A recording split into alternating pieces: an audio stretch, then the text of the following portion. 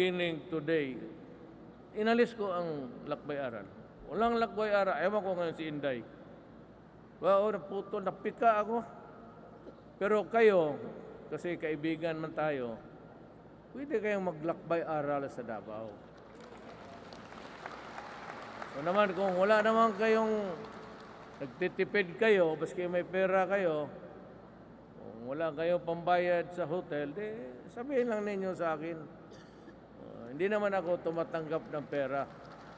Pero naghumihingi ako ng discount sa mga hotel. Pagkain naman, mura ang pagkain sa Davao. Okay.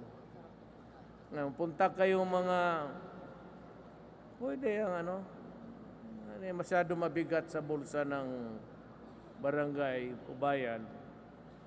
Mga